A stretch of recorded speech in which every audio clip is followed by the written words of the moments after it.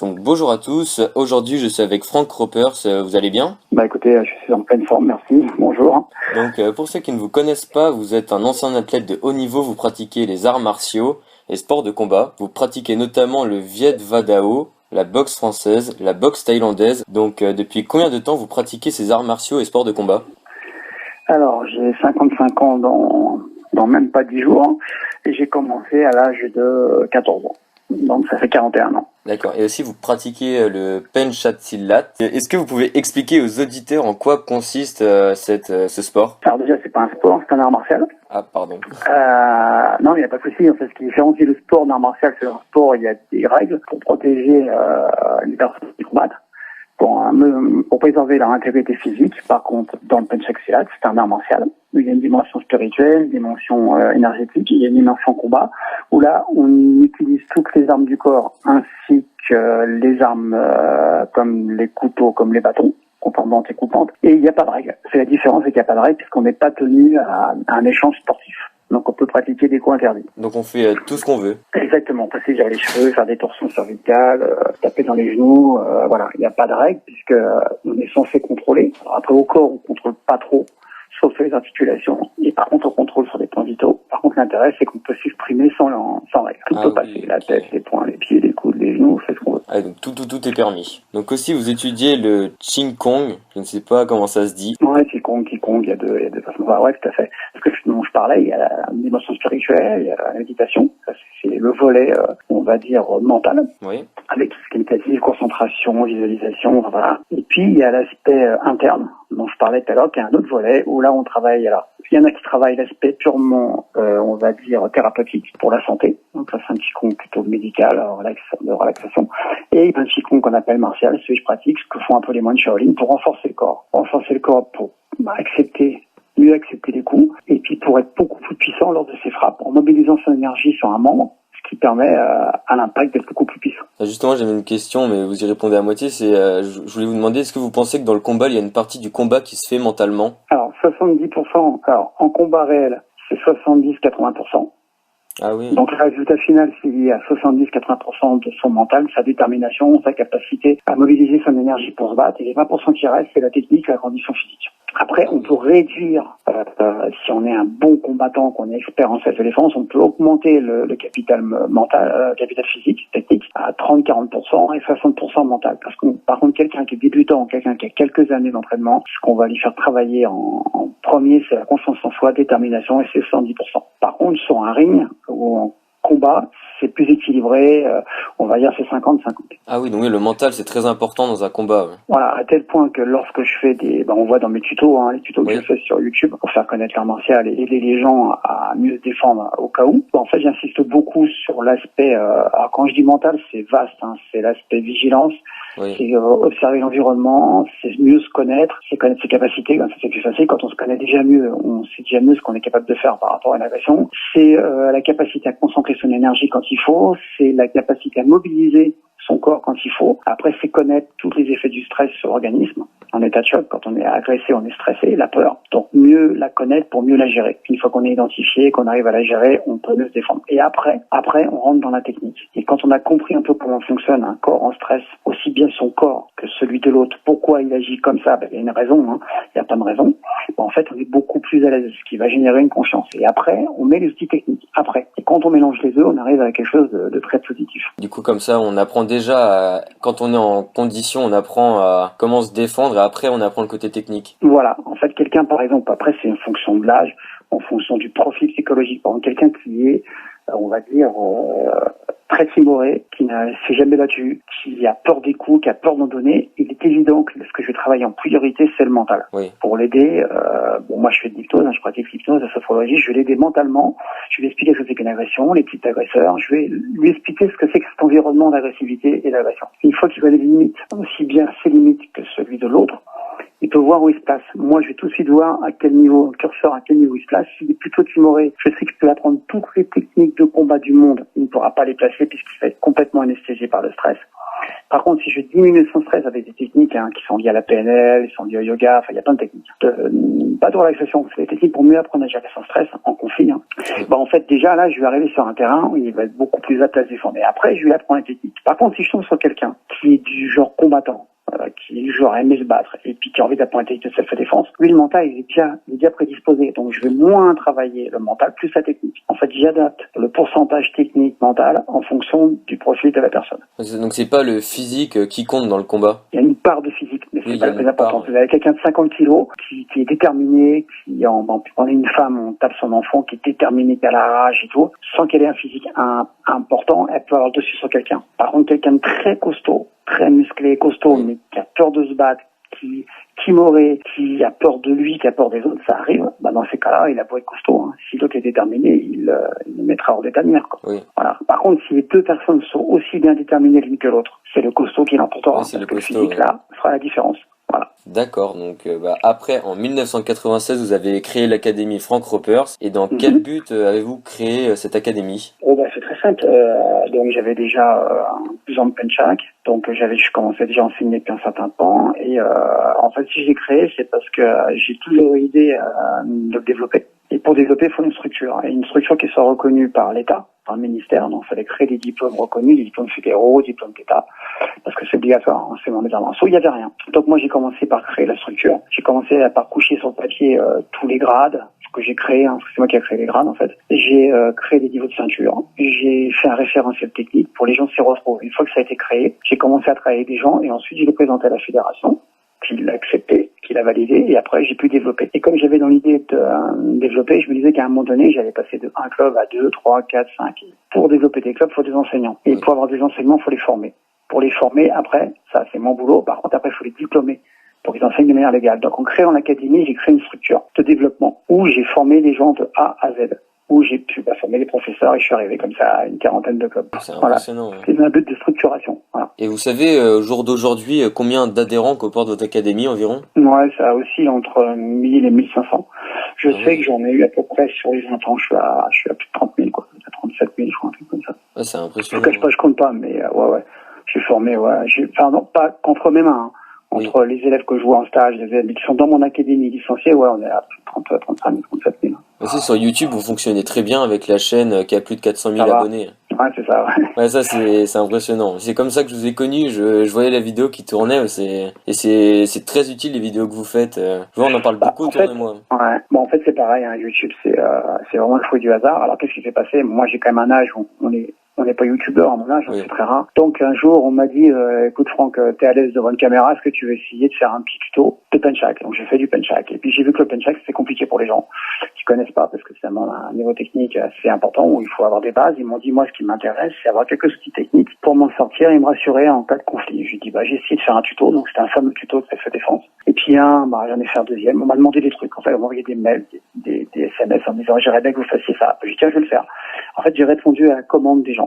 Ils me posaient une question, je répondais. Et puis j'en ai fait 2, 3, 4, 5, puis ça s'est développé. Puis la chance que j'ai eue, c'est qu'après j'ai pu faire des télés avec ça, en fait. Et en fait, les gens, les retours que j'ai sont à 98% positifs. J'ai de la chance. Après les 2%, c'est les gens qui critiquent. Hein. Oui, il y en aura toujours ça. En fait, voilà, sinon on fait rien du tout. Voilà. Puis la critique fait avancer parce que parfois dans les critiques négatives, il y a du positif. Moi, je vois du positif, chose que je suis passé à côté. Donc, j'ai répondu aux questions des gens et puis on est arrivé comme ça, effectivement, à des millions de vues, quoi. Oui, mais c'est le fruit d'un hasard. J'ai jamais voulu être youtubeur, moi. C'est vraiment le fruit du hasard. Oui, ouais, vous avez participé avec Thibaut InShape aussi. C'est comme ça que j'ai beaucoup de connaissances qui. Par exemple, j'ai rencontré un type qui est vraiment formidable, mais très sympa en plus. Et l'intérêt, c'est que ils font d'autres disciplines. Bon, moi, je pratique beaucoup la musculation, le renforcement. Donc, j'ai commencé à l'âge de 13 ans, donc je connais bien. Et ça permet de partager. Je rencontre des gens, j'ai fait des télés, je rencontre des préparateurs physiques, je rencontre des magiciens, des gens qui travaillent sur la PNL. Moi, j'ai rencontré un mentaliste. Et moi, je travaille beaucoup sur l'aspect mental. Énormément. 70% de mon temps, c'est de travail sur le mental. Pour aider les gens à être mieux. En fait, je recoupe tout à fait les techniques qu'ils utilisent. Eux utilisent pour une direction qui est la leur. Mais en fait, les techniques de fond, les fondamentaux, sont les mêmes. Parce que c'est les bases d'hypnose, de PNL, de sophrologie, de FT, il y a plein de techniques, quoi. C'est les mêmes techniques, en fait. Oui. Vous avez fait une vidéo sur YouTube avec un mentaliste? Vous aviez fait une vidéo sur YouTube avec un mentaliste? Ouais, tout à fait, dans cette vidéo-là. On a beaucoup changé, puisque le tuto, c'est un moment de 1 heure, 1 heure et demie. Mais après, il y a la discussion, on mange ensemble, souvent, on boit un café, on discute, et en fait, on échange beaucoup. Et dans l'échange, on apprend beaucoup. C'est comme ça qu'il faut progresser, c'est en échangeant. Vous avez vu avec Guillaume Play aussi, je regardais l'émission et je vous avais vu dedans. Avec le coup de la paille, c'était impressionnant, ça. Le coup de de la paille. Ouais, ça, j'ai trouvé ça impressionnant. Alors, là, je vais vous raconter une petite anecdote, justement, sur la paille. En fait, il faut savoir que c'était pas préparé. Ah On bon? m'a dit, tu verras, il faudra que tu mettes un coup de pied, patati patata, mais en fait, je savais pas. Et comme je me suis retrouvé sur le plateau, en jean, sans échauffement, sans être prévu quand ça allait se passer, en fait, là, qu'est-ce qui se passe? On n'est plus dans la technique, c'est un coup de pied en plus que je pratique pas, celui-là. Un coup de pied cuillère, comme on dit, c'est très rarement, je fais passer à la salle. Donc, qu'est-ce qui se passe? Tout de suite, mon cerveau se connecte en mode concentration. Je visualise à distance, je sais que la personne en face, elle a peur, parce qu'elle avait peur, j'ai vu, hein.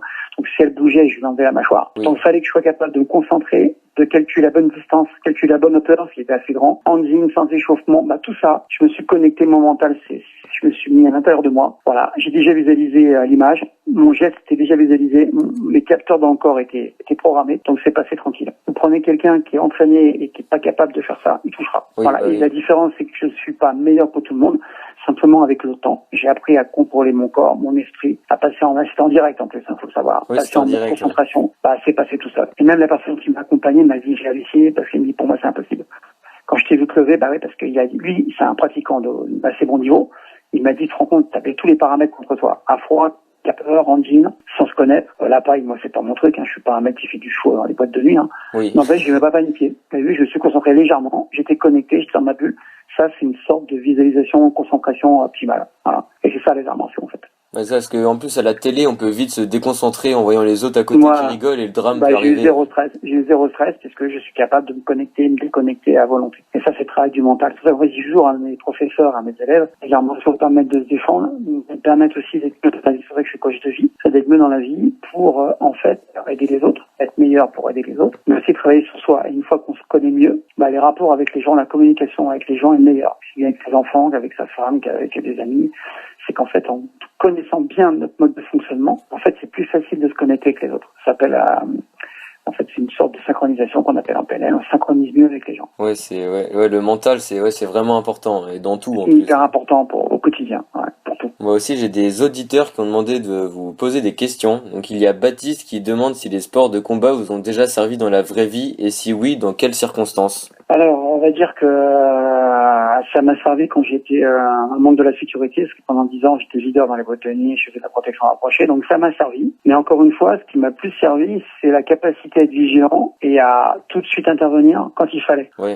Pas attendre que ça bascule. Première chose, c'est quand c'est intervenu, l'avantage d'avoir, on va dire, comment expliquer ça, l'avantage d'avoir des techniques, un capital technique suffisant, c'est qu'on peut mesurer, on peut doser le contre, on peut doser la force. C'est que si par exemple, je vous donne un couteau, si vous paniquez, vous allez piquer la personne là où ça se présente. Oui. La cible se présente. Moi, j'ai cette capacité à couper là où ça vous tuera pas, parce que j'ai une maîtrise. C'est un peu comme les gens qui sont dans la police. Plus ils tirent, plus ils maîtrisent, en fait, parce qu'ils sont capables de voir plusieurs situations. Donc, en fait, ils gèrent leur stress. Ouais. Prenez quelqu'un qui n'a jamais tiré, il va paniquer à faire n'importe quoi. Par contre, quelqu'un qui est habitué à utiliser un couteau ou un pistolet sera beaucoup plus à l'aise en cas de stress. D'accord. Et puis après, il y a Antoine qui demande comment peut-on s'entraîner à la maison? Alors, comme on peut s'entraîner à la maison, alors déjà, les tutos que j'ai faits sont des tutos où on travaille, encore une fois, sur le mental, la compréhension, et où on peut se poser par rapport à ça, faire une sorte d'introspection, savoir comment on fonctionne. Déjà, première chose. On peut travailler le physique à la maison. J'ai créé une méthode qui s'appelle Reverse Evolution, et j'apprends aux gens à se muscler et à renforcer leur corps. Encore une fois, un muscle fonctionnel, pas du bodybuilding. Pour renforcer leur corps. Ça peut se faire à la maison. Moi, je m'entraîne chez moi. Je vais plus en salle. Ah oui? Des choses très simples, bien sûr. Je m'entraîne, moi, chez moi, 95%. Après, je donne des cours en salle. Mais sinon, tout ce qui est physique, je le fais chez moi. Je fais que du poids de corps. Ah, plein d'exercices hyper efficaces à base de qigong, de musculation, voilà. Donc, ce que je fais moi, bon, les autres peuvent le faire. Après, j'ai fait un système progressif du niveau 1, où là, c'est vraiment la personne qui n'est pas capable de faire une pompe, pour l'arriver au niveau 7, où elle peut faire des pompes avec un gilet vesté. En fait, j'ai une méthode progressive avec des explications. Oui, c'est à livrer clé en main, ils ont plus qu'à la suivre. Donc ça, c'est le physique. Le mental, je vous le dis, ça le travaille avec le tuto que je fais, et j'ai fait une formation sur le mental. Et là, j'ai la formation physique, je l'ai aussi proposée par le biais d'une conférence, et après, bon, il y a des cours en ligne. Et ensuite, pour ce qui est technique, ce qu'on fait dans un premier temps, c'est la répétition des mouvements. On répète des mouvements simples. Oui. Alors, au début, c'est dans le vide et après, ça frustre rapidement. Deux solutions. Soit on trouve un copain pour s'entraîner, et ça se trouve quand on est jeune. qui veut bien voilà s'entraîner. Donc il suffit de reproduire les techniques que je propose. Soit on peut vraiment pas en campagne, on est qu'avec les vaches. Dans ces cas-là, on achète un bob, c'est un mannequin spécialisé, on s'entraîne sur le bob. Et là encore une fois, ce qui est important, c'est pas le fait de prendre des coups, de combattre, c'est le fait de pouvoir réagir avec détermination quand il faut. Et encore une fois, 80%, c'est le mental, donc ça peut se travailler tout seul. La technique peut se travailler toute seule, le mental peut se travailler à la maison, je l'ai dit, et physique à la maison. Après, ce qu'on peut faire, c'est de temps en temps aller tourner avec des copains, voilà. Mais la majorité du travail, c'est sur soi, encore une fois. Quand c'est sur soi, c'est 80% du travail. Oui, c'est apprendre à connaître son corps, ses réactions. Bien sûr. Je vous donne un exemple. Vous prenez quelqu'un qui est très très entraîné, quelqu'un qui a un très haut niveau en arts martiaux, on va dire ceinture noire, 4e dan, d'accord. Il n'est pas vigilant. Il marche dans la rue, il a son casque sur les oreilles, il écoute de la musique, il regarde son téléphone comme beaucoup dans la rue, dans un quartier qui est très chaud, d'accord, qui est assez tendu. On sait qu'il y a un potentiel d'agression possible. S'il n'est pas vigilant, le gars, il lui tombe dessus, il met un coup de poing à la mâchoire, là où il y a le KO, à la pointe du menton. Pouf, ça tombe. Il est KO. Oui, il est KO. Voilà, et pourtant il fait un champion, il pratique et tout. Bon, maintenant vous prenez une autre personne qui ne pratique pas du tout les arts martiaux, mais qui a fait un stage avec un monsieur comme moi, il y en a d'autres qui font ça bien et qui expliquent, voilà, première chose à faire, c'est être vigilant. La même personne, même situation. Elle sait que c'est un quartier chaud, déjà, elle y va pas. Si elle doit y aller, elle y va. Mais qu'est-ce qu'elle fait? Elle est très vigilante. Donc elle met pas un casque sur les oreilles, elle regarde pas son portable, elle planque son portable, elle planque ses bijoux, elle marche simplement à une allure normale en regardant ce qui se passe autour d'elle. Pas la tête baissée, elle va passer pour une victime. Cette personne-là, si l'autre voit qu'elle est vigilante, il n'ira pas l'agresser. Parce que l'agresseur, ce qu'il veut, c'est une proie facile qui est pas vigilante. Il a déjà décelé la proie. Lui, c'est un prédateur, la victime est une proie. S'il voit qu'elle est vigilante, qu'elle passe vite, qu'elle observe, il n'ira pas. Trop difficile pour lui, il ira en prendre une plus facile. Comme les animaux font quand ils attaquent le troupeau, ils attaquent le petit, le faible. Exactement. Donc, ça veut dire que celui qui a jamais fait d'arts martiaux, de sport de combat, il va être gagnant par rapport à l'autre. Et pourtant, sur un ring, c'est celui qui est champion qui va gagner. Vous voyez la différence? Oui. Et quand on parle de terrorisme, par exemple, c'est ce qu'on dit, on parle toujours de vigilance. Moi, je connais personne qui arrête des balles. Par contre, la vigilance, c'est ce qui peut vous sauver. La vigilance, regarde, repérer les sites de secours, repérer l'environnement, regarder les choses qui sont bizarres. On se dit, observer. Il faut analyser, C'est ça. Et la vie, un bon garde du corps, par exemple, c'est quelqu'un qui observe, qui voit les yeux de secours, qui voit son client, comment il fonctionne, qui voit le potentiel risque. Ce qu'on appelle le niveau de vigilance. Donc, la vigilance, c'est un bon garde du corps. Après, il sait se battre. Il sait tirer, il sait se battre. Mais dans un premier temps, il faut qu'il sauve son client. Dans ce qu'il travaille, c'est la vigilance. La vigilance, c'est la vie. C'est la vie. Les gens ne sont plus assez vigilants parce que leur cerveau reptilien n'est plus activé. Le cerveau profond, il est plus activé parce qu'on a une vie relativement affectivée. Toujours est-il que c'est dangereux, puisqu'en fait, on n'est plus connecté avec l'environnement. Voilà. C'est-à-dire, je dis souvent à mes gamins, à mes enfants, je leur dis, aux gamins que je fréquente, soyez vigilants. C'est ce qui va assurer votre sécurité en premier. Avec les téléphones maintenant, et tout le monde regarde, on regarde même plus devant soi, et ça peut arriver vite. C'est ça, complètement. Du coup, après, il y avait Yann qui demandait si vous aviez une école en Bretagne. Je vais sûrement bientôt en avoir une, je crois, vers Brest. Sinon, j'en ai une en Loire-Atlantique à Nantes, mais pas encore en Bretagne. Pas encore. D'accord. Mais il y en a une, on est en train de travailler dessus vers Brest. Que notre radio, nous, elle est basée à Saint-Malo en Ille-et-Vilaine, et du coup, c'est pour ça qu'il demandait ça. D'accord, non. Très beau Saint-Malo. Oui. La mer. Après, il y a Lou Marin qui demande si vous avez déjà vécu une agression au couteau. J'ai déjà été, on va dire, menacé avec un couteau, de la sécurité. Mais j'ai pas été agressé, et je n'ai pas menacé. Menacé, c'est différent d'une attaque. Oui. Il y a moins de danger. Voilà. C'est ça, oui, c'est juste il pointe et puis il va pas au bout, quoi. Il y a deux cas de figure. Il y a la menace à grande distance, qui est juste pour impressionner, c'est une approche. Il y a la menace petite distance où il attrape, il saisit pour voler, ça reste des menaces. Et après, il y a les attaques. Attaque visible, on voit le couteau sortir. Et après, il y a l'attaque invisible qui est impossible à bloquer, c'est le gars qui vous prend par surprise. Par derrière, ou qui a caché le couteau. Voilà. Il y a plusieurs formes d'attaque, en fait. Et moi, j'ai eu celle à longue distance, donc c'est moins grave. Oui, on a le temps de le voir. Et... Voilà, on peut se sauver, on peut faire plein de choses. Prendre une chaise pour se défendre, il y a plein de choses à faire. D'accord. Bon, l'interview arrive à la fin. Je vous remercie d'avoir accepté. C'était très gentil, c'était très intéressant. D'accord. Écoutez, je suis très content d'avoir participé à cette émission. J'espère que ça peut aider les gens à mieux connaître les bons gestes. Encore une fois, s'ils ont l'occasion de regarder ce qui se passe, c'est la chaîne Franck Rother, c'est pas dur. Sur YouTube, en fait, ce que je veux à travers cette chaîne, c'est pas vendre des arts martiaux. D'ailleurs, je ne demande pas aux gens de venir dans mes salles. Je dis simplement, regardez ça peut vous sauver la vie. Moi, je les fais voir à des gamins, je fais voir à des enfants. C'est pas des conseils de champion, c'est pour monsieur tout le monde, madame tout le monde, c'est juste pour aider à être vigilant. Et il y a des gens qui me font des retours, qui me disent même que ça les aide dans leur vie de tous les jours. Et les gens, ça leur donne envie de faire du yoga, il y en a qui font de la sophrologie, il y en a qui ça leur donne envie de faire des arts martiaux, force de combat, de la musculation. En fait, ça éveille les gens à se prendre en charge, d'être autonome. Voilà, c'est ça mon but, c'est rendre les gens mieux dans leur tête, mieux dans leur corps. Bah oui, je suis entièrement d'accord avec vous, c'est en voyant vos vidéos, du coup, je m'entraîne aussi maintenant. Bah voilà, c'est mon but. Et quand on a un âge, dans la vie, il y a des cycles. J'ai été combattant, après j'ai été professeur, maintenant je suis à un âge. On dit expert, maître, enfin les gens disent ce qu'ils veulent, c'est que des termes. On dit maintenant, on est plutôt vers la fin, on veut donner sans savoir. Pour moi, quelqu'un d'équilibré, c'est quelqu'un qui donne ce qu'il a, c'est pas qu'il le garde pour son ego et pour frimer. C'est échanger, dire voilà, moi je suis passé par là, je suis pas le meilleur, c'est mon corps, je suis pas le meilleur. Simplement, j'ai des connaissances. Un peu comme le papy, qui est avec ses petits-enfants. Oui. Et ben, on partage ses connaissances. Et pour moi, c'est un grand plaisir de partager avec les gens. Et je leur invite toujours à aller voir les vidéos. Ils me disent souvent, bah, c'est sympa, j'ai pas pensé, j'ai bien compris, je savais pas ça, bah oui. Les types d'agresseurs, par exemple, les gens me disent régulièrement, ah bon, il y a 4 types d'agresseurs, ils me disent, mais c'est vrai, j'ai déjà vu ça. Eh ouais. Bah, s'il avait vu avant, ça aurait été mieux, quoi. Bah oui. Voilà. C'est toujours, mais c'est comme une mutuelle, mais c'est pas une fois qu'on a un problème qu'on a besoin d'avoir une mutuelle. Oui. Faut l'avoir avant la mutuelle. Bah, Exactement. c'est un peu ça. Voilà. Bon bah je mettrai votre chaîne YouTube dans le lien de la chaîne Instagram et sur C'est gentil. sur Bah, Facebook, si etc. ça peut servir, ce sera un grand plaisir. Bah je vous retiendrai au courant si vous avez motivé des gens, si vous avez aidé des gens. Ah bah, ça me ferait plaisir d'avoir des retours, j'aime bien. Voilà. Bon bah merci beaucoup. De rien, c'est un plaisir, et puis je vous souhaite une bonne continuation. Merci beaucoup à vous aussi. Au revoir. Au revoir.